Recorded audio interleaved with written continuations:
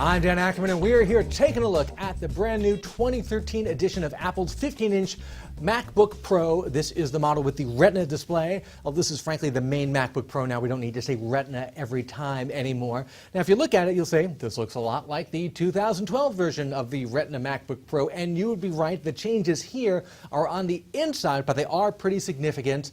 This is still, thin and light for a MacBook Pro. It's not quite Ultrabook level. It's still a little thick and heavy to carry around every day in your backpack. I'm not sure I'd want to do that, but it's certainly a lot thinner than the traditional MacBook Pro. They have the optical drive. That's one of the things you lose here.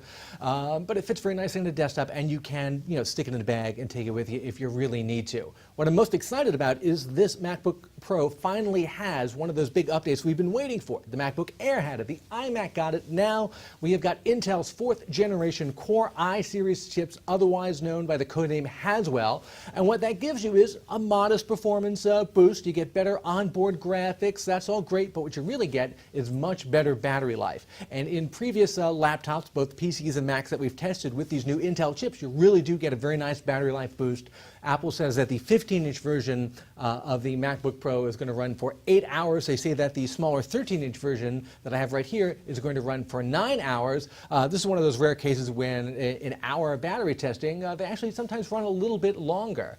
What you get is also some of the other new upgrades that both Macs and PCs have gotten this year, at least the high-end ones. You got 802.11 AC wireless. In this case, with the other Macs, you've got PCIe type of SSD storage, which is supposed to run a little bit faster.